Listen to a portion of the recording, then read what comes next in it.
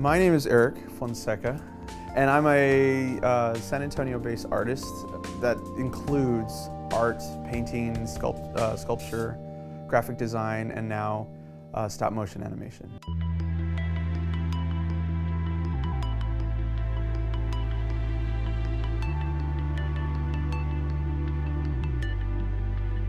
Choosing this medium wasn't to go in and to be the best, per se, at this particular field.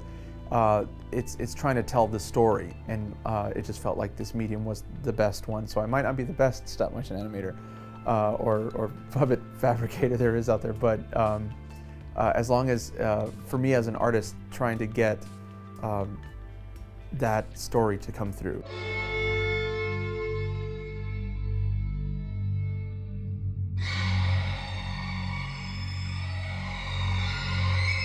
The new film is called The Fall of the House of Usher, based on Edgar Allan Poe's classic short story, The Fall of the House of Usher. And sort of updated this version a little bit with the characters feeling a little bit more modern.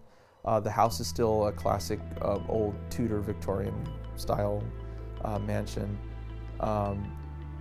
except these characters are more modern, so they don't feel like they just kind of don't fit into their environment. These are the characters that live within this house, and these puppets are made out of different fabrics and wires. This is a good example here of some copper wiring that's inside the sculpture. It's a clay sculpture. This model was created out of lots of foam board, and it's broken apart in pieces so it can be assembled and disassembled.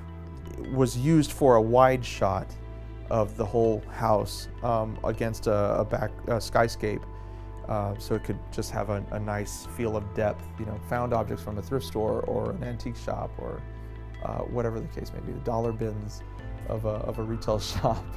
And if you can't find them, then you have to make them. You know, which is certain props have to be. They just absolutely have to be made. You can't find a tiny little record player, or the record vinyls that go on that tiny little record player, for that matter, have to be created. So everything has to be fabricated and created by hand.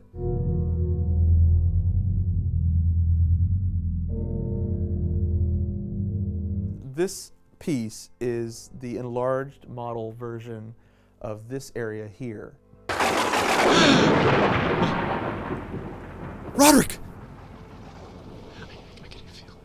Come away from the window. There just seems to be a lot of sort of a loss of texture and artistry that goes along with the computer animation stuff. Feeling the craftsman behind puppet building and sets, and seeing these characters come to life, frame by frame, being pushed by an artisan of some sort. The beautiful thing about stop motion animation now is that you don't really need, per se, a movie camera. You can do digital stop motion animation with a digital camera, a digital still camera. You basically take a puppet and you move the arm a little bit, you tilt the head a little bit more, and you inch him closer to whatever action he needs to be doing. But it's frame by frame, shot by shot. It's a test in patience and endurance.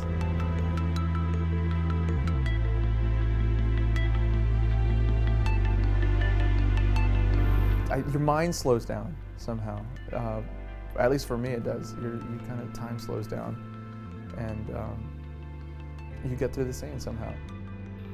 You go in at 1 o'clock and you blink and you come out later and it's 5, and where did the day go by?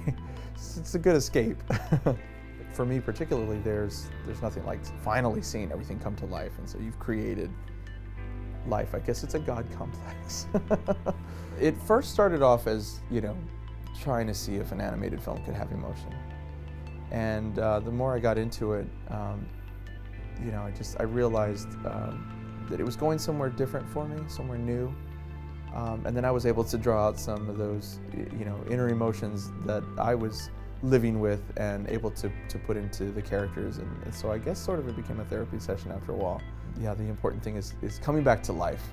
And if you can share that life with someone else, that's ultimately the connection, I think, of a good storyteller.